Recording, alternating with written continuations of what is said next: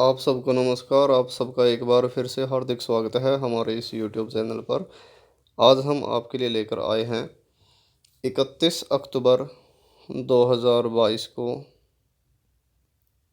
जो sixth class का mid term का संस्कृत का पेपर हुआ है उसको लेकर। तो आज हम इसको सॉल्व करके दिखाएंगे आपको। मिड टर्म के पेपर है यह है और क्लास सिक्स्थ है।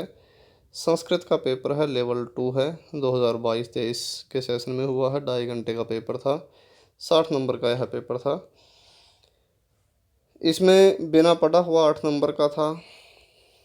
रचनात्मक कार्य 12 नंबर का रहा है। व्याकरण का कार्य 24 नंबर का था और पढ़ा हुआ कार्य 16 नंबर का था। सभी प्रश्न ज़रूरी थे, उत्तर संस्कृत में ही लिखने थे और प्रश्न संख्या ज़रूर लिखनी थी। सबसे पहला जो हमारा प्रश्न था वो इस तरह से था। बिना पढ़ा हुआ एक पठितांश आया है, यानी कि अनुच्छेद आया है। नीचे लिखे गए अनुच्छेद को पढ़कर निर्देशानुसार उत्तर लिखने हैं। सबसे पहले हम इसको पढ़ लेते हैं। कुछ छात्र आंसर देखने के लिए वीडियो को आगे आगे करेंगे, लेकिन छात्र ऐसा ना करें, क्योंकि हम आपको एक बिल्कुल सही सलाह देते हैं।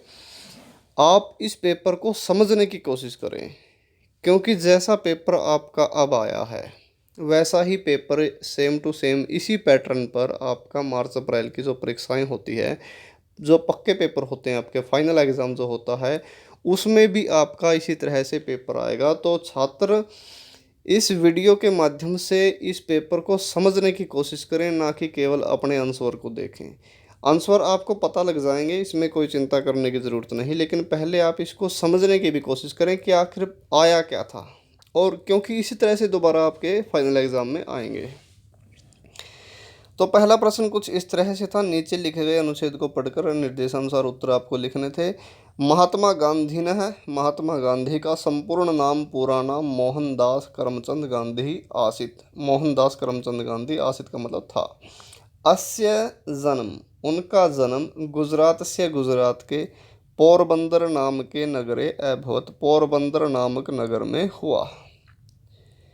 अस्य पिता, इनके पिता या उनके पिता श्री करमचंद गांधी राजकोट स्थाने दीवान इति पदे प्रतिष्ठित है आसित। उनके पिता श्री करमचंद गांधी राजकोट स्थान पर दीवान इस पद पर प्रतिष्ठित थे। ठीक है, ये उनका पद का नाम है, दीवान। गांधी ने, गांधी की माता श्रीमती पुतलीबाई आसित, गांधी की माता श्रीमती पुतलीबाई आसित थी। ठीक है, पुतलीबाई, ये बाय छोटी है, भाई कह गया था मैं शुरू में। तो गांधी जी की माता कौन थी? श्रीमती पुतलीबाई। विद्याभ्यास समय, विद्याभ्यास के समय में मोहनदास है, मोहनदास साधारण बालक है, आसित साधारण बालक थे। स विनयशील है, वह विनम्र थे, यानी कि विनयशील थे। लज्जालु स्वभाव का है, च आसित, और लज्जा शर्मीले स्वभाव के थे, च मतलब और, आसित थे। अनंतरम इनके बाद, इसके बाद स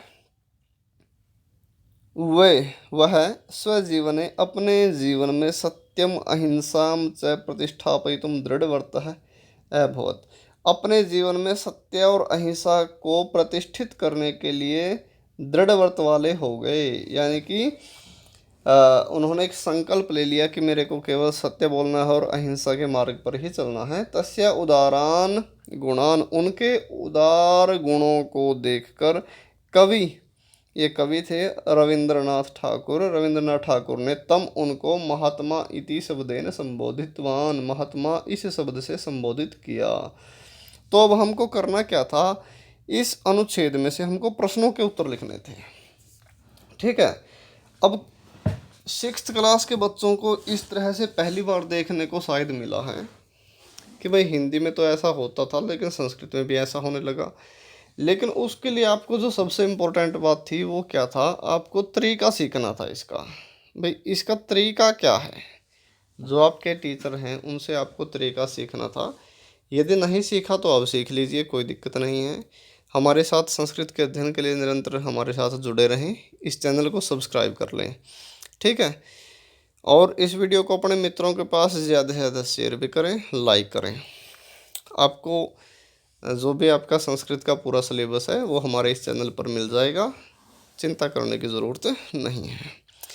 तो एक शब्द में उत्तर देना था। अब कुछ छात्र क्या होते हैं, सिक्स्थ क्लास में सरकारी विद्यालयों में पहली बार संस्कृत पढ़ते हैं, तो उनके लिए संस्कृत के शब्दों को समझना, प्रश्नों को समझना थोड़ा मुश्किल होता है।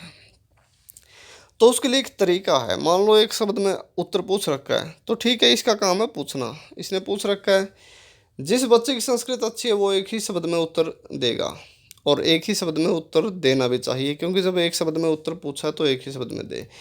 पहला प्रश्न था, महात्मा गांधी के पिता किस पद पर प्रतिष्ठित थे? ये दीवान आ गया इसका उत्तर। दूसरा था, महात्मा गांधी की माता का क्या नाम था? पुतली बाई। ये आ गया इसका आंसर। अब मान लो जिस बच्चे को संस्कृत कमज़ोर है या नहीं आती समझ में, प्रश्न समझ में नहीं आता, तो उसके लिए एक तरीका है।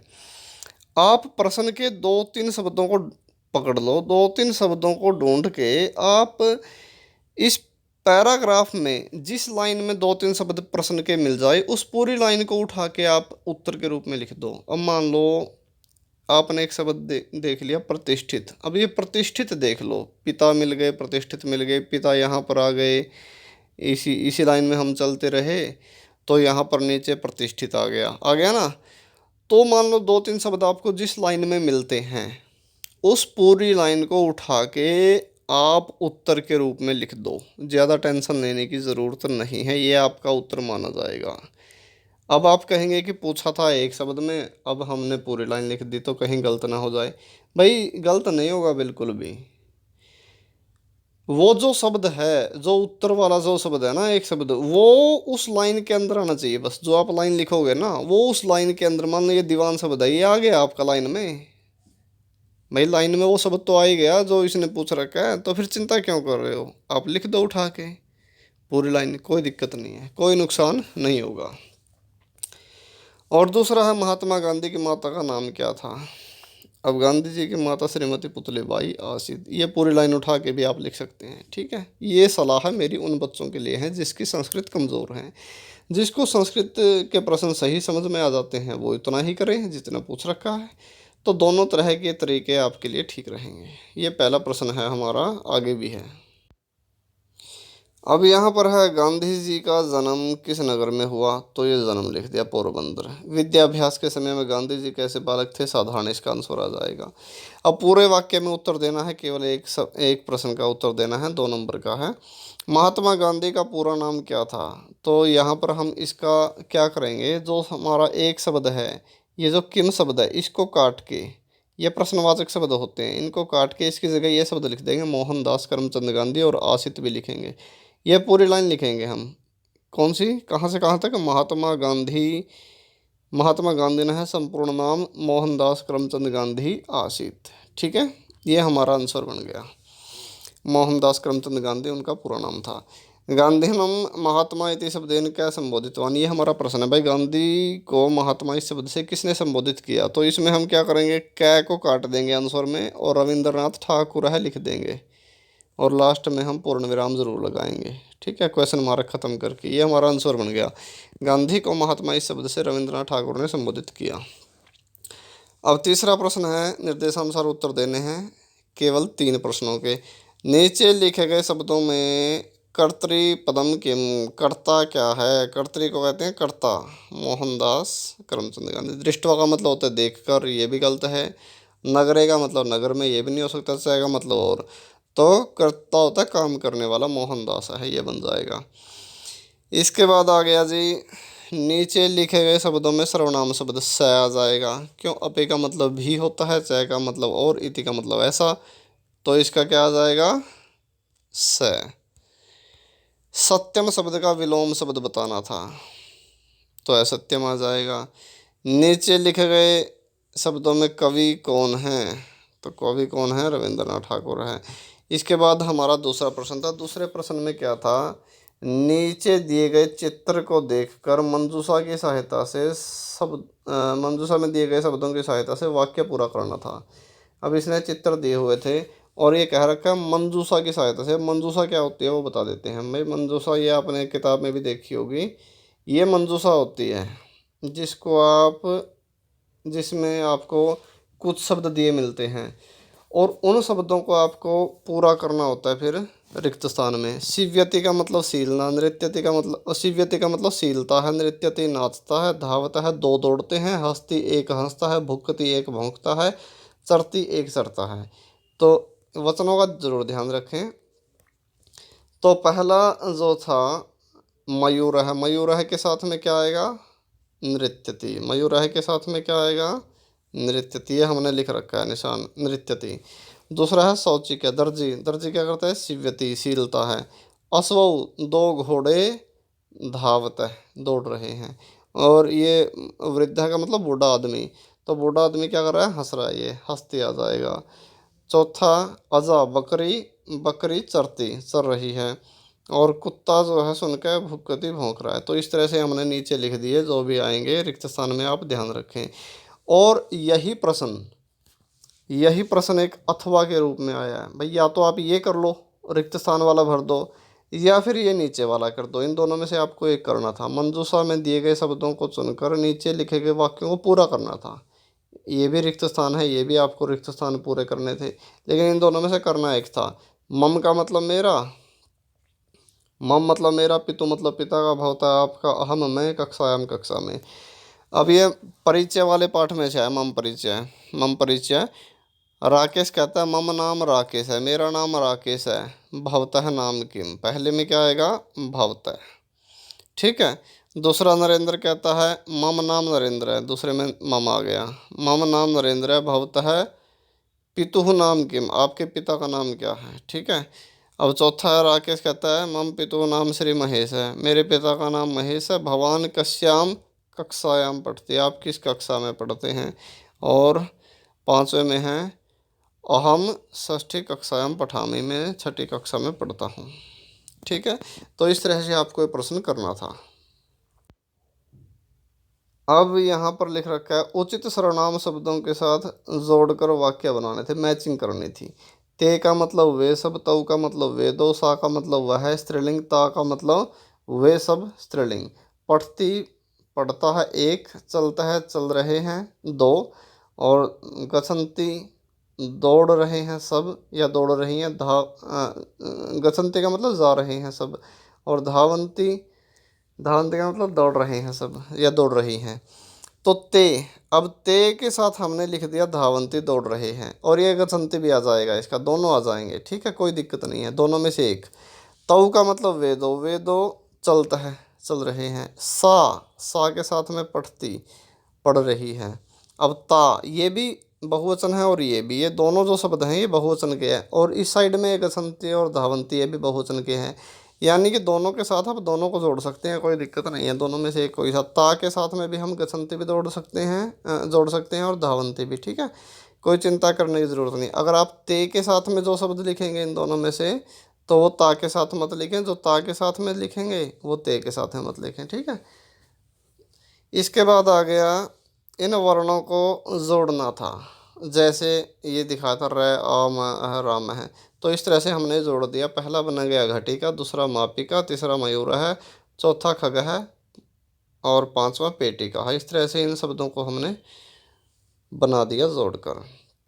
अब यहाँ पर आ गया पांचवा प्रश्न। पांचवें प्रश्न में शब्द को तोड़ना था, जैसे छात्र है, छ आ तैर है, इस तरह से हमने तोड़ दिया। शिव्यति का इस तरह से आप तोड़ेंगे, वीडियो में देखकर अपने आंसर मैच कर लें। वर्णः को इस तरह से करेंगे, कुकरो को इस तरह से, और अजह को ऐसे, बालकः को इस तरह से हम तोड़ देंगे। ठीक है, ये सारे शब्दों को हम तोड़कर ऐसे लिखेंगे, वर्ण विच्छेद इसको कहते हैं।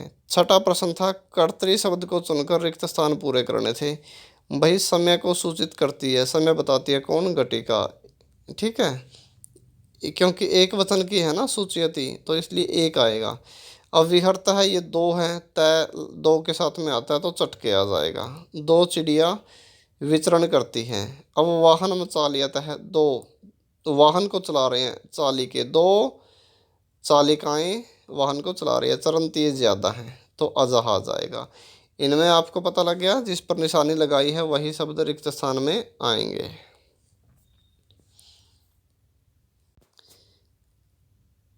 यहाँ पर आपको 7वें प्रश्न में उदाहरण को देखकर रिक्त स्थान पूरे करने थे। जैसे भाई देवः, देवौ, देवः, इस तरह से आपको पूरे करने थे। यहाँ पर ये स्त्रीलिंग है, कोकिले दे दिया एक शब्द, तो पहले में कोकिल आएगा, लास्ट में कोकिलः आ जाएगा। वृद्ध है, इसको हम ऊपर वाले की तरह कर देंगे वृद्धौ, और देवः की तरह वृद्धा।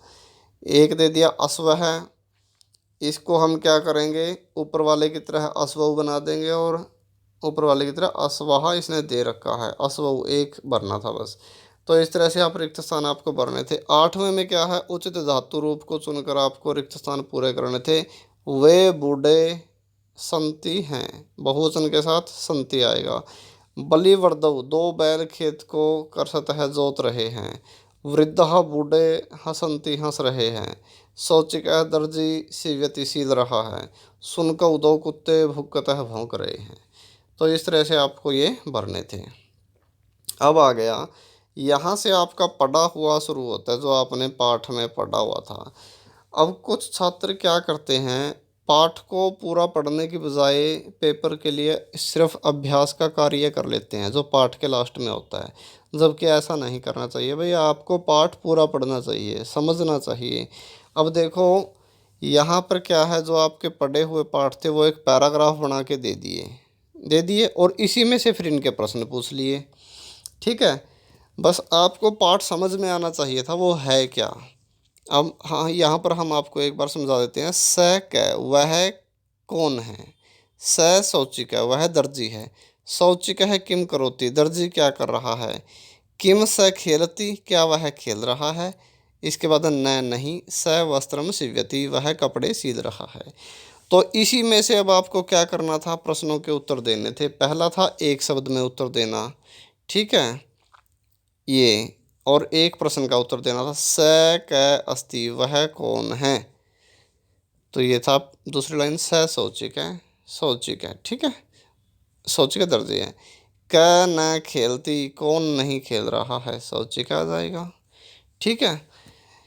इसके बाद पूरे वाक्य में उत्तर लिखना था। शौचिक है किम करोति, शौचिक है वस्त्रम सीव्यति, शौचिक है वस्त्रम सीव्यति, ठीक है।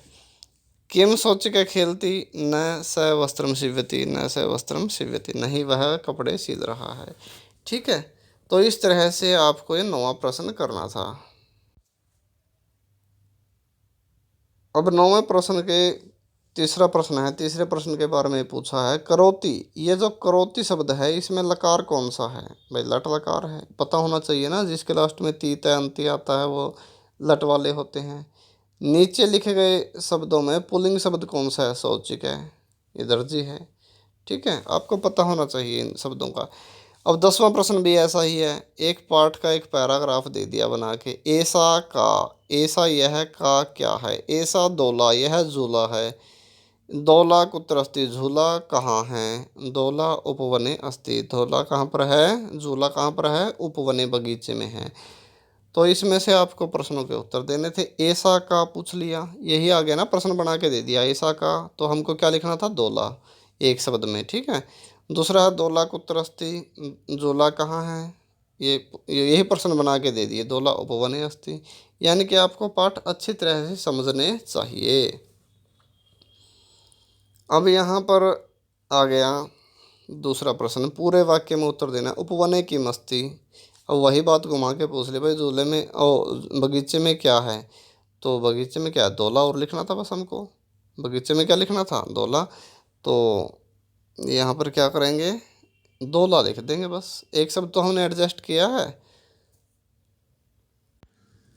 इसके बाद हमारा प्रश्न आता है दूसरे का दूसरा, इसमें एक अलग से पूछ लिया भाई, अत्र कति दौला संति, यहाँ पर कितने झूले हैं। तो कितने झूले हैं, एक है ना, तो यहाँ पर हम लिख देंगे अत्र एका दौला अस्ति, यहाँ पर एक झूला है, ठीक है। इस ओ सॉरी, झूला लिख गया था मैं संस्कृत में, संस्कृत में हमको क्या लिखना है, दौला। और क्या लिखेंगे, दौला के साथ में अस्थि लिख देंगे, ठीक है, एक के साथ में अस्थि, इस तरह से। अब आ गया तीसरा, दौला शब्द में कौन सा वचन है, एक वचन है, एक है ना, और अस्ति शब्द में कौन सा लकार है? लट लकार है ना, ये यहाँ लट लकार आएगा।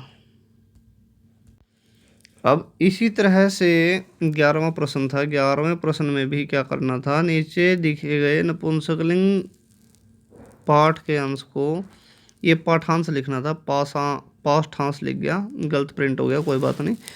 प्रश्नों के उत्तर देने थे। तत् किम, वह क्या है? तत् विश्राम गृहम अस्ति, वह विश्राम गृह है। किम अत्र भीतिकम अस्ति, क्या यहाँ दीवार है? अत्र भीतिकम न अस्ति, यहाँ दीवार नहीं है। तो इसमें से प्रश्नों के उत्तर हमको देने हैं। तत् किम, वह क्या है? पहला आ जाएगा विश्राम गृहम। दूसरा भीतिकम कुत्र नास्ति, दीवार कहाँ पर नहीं है, ये लिख रखा था इसने। अत्र भीतिकम न अस्ति, तो यहाँ अत्र भी आप लिख सकते हैं और विश्राम गृह भी लिख सकते हैं, दोनों आंसर आपके ठीक मान लिए जाएंगे। दूसरा है तत्किम अस्ति, वह क्या है, ये लिख रखा है तत्किम, तो ये लाइन आ जाएगी इसका आंसर। तत् विश्राम गृहम अस्ति। किम विश्राम गृह भीतिकम अस्ति, न विश्राम गृह भीतिकम नास्ति, या ये भी लाइन आप लिख सकते हो, अत्र भीतिकम नास्ति। ठीक है, कोई दिक्कत नहीं है, छोटे बच्चों के लिए चल जाते हैं ऐसे। तो ये था हमारा दूसरा। अब तीसरा है, तीसरे में पूछ रखा है तत् जो शब्द है उसमें कौन सा लिंग है, इनकी पहचान आपको होनी चाहिए। नपुंसकलिंग शब्द है। विश्राम गृह किम नास्ति, विश्राम गृह में क्या नहीं है? भीतिकम। 12वां प्रश्न आ गया। 12वें प्रश्न में क्या है, चित्र को देखकर संस्कृत में नाम लिखने थे। पहला क्या है? किसान। दूसरा शेर, तो पहले का हम क्या लिखेंगे? कृषक है। दूसरे का सिंह है। फिर यहाँ भालू है, भल्लू का है लिख देंगे। घोड़ा है, अश्व है लिख देंगे। ये रुमाल है, करवस्त्रम लिख देंगे। पत्ता है, पर्णम लिख देंगे। इस तरह से आप करेंगे 12वें प्रश्न को। 13वां प्रश्न थोड़ा सा, कुछ जो बच्चे कमज़ोर हैं उनके लिए थोड़ा सा मुश्किल हम मान सकते हैं, लेकिन पढ़ने वाले बच्चों के लिए बिल्कुल भी मुश्किल नहीं है। 13वां प्रश्न, निर्देशानुसार वचन परिवर्तन करना था। इसने एक उदाहरण दिखाया, एतत् पतति, यह गिरता है, इसको बहुवचन में बना दिया, एतानि पतन्ति। इसी तरह से आपको वचन बदलने थे।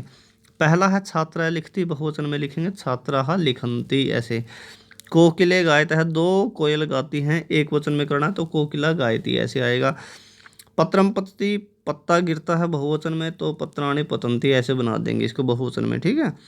स गच्छति, वह जाता है, बहुवचन में लिखेंगे ते गच्छन्ति। तो इस तरह से ये आपका 31 अक्टूबर 2022 को 6th क्लास के लेवल 2 के बच्चों के लिए जो मिड टर्म की परीक्षा में संस्कृत का पेपर हुआ था, वह हमने आपको सॉल्व करके दिखाया। और सभी छात्र इस बात का ध्यान रखें, आप इन प्रश्न पत्रों को, इन पेपरों को आप अच्छी तरह से समझ कर चलें, क्योंकि जिस तरीके से पेपर आपका अब आया है, इसी तरीके से पेपर आपका मार्च अप्रैल के पेपर में भी आएगा। ठीक है, तरीका यही रहेगा, प्रश्न ऐसे ही आएंगे। और सिलेबस आप अपने सब्जेक्ट टीचर से, अपने कक्षा अध्यापक से ज़रूर पता कर लें। और हम भी कोशिश करेंगे हमारे इस YouTube चैनल पर आपके लिए सिलेबस को भी उपलब्ध करवाने की। लेकिन जो आपकी पुस्तक है, रुचिरा प्रथमो भाग्य है, ये जो पुस्तक है आपकी, इसके पूरे पाठ हमने इस YouTube चैनल पर आपके लिए उपलब्ध करवा दिए गए हैं। और यदि फिर भी आपको किसी और विषय की वीडियो की ज़रूरत है तो आप कमेंट करके बता सकते हैं। संस्कृत के अध्ययन के लिए निरंतर हमारे साथ जुड़े रहिए। इस चैनल को सब्सक्राइब ज़रूर कर लें। इस वीडियो को अपने मित्रों के पास ज़्यादा से ज़्यादा शेयर करें, लाइक करें, कमेंट करें। आज के लिए इतना ही, अगली वीडियो में फिर मिलते हैं। जय तु संस्कृतम, जय तु भारतम।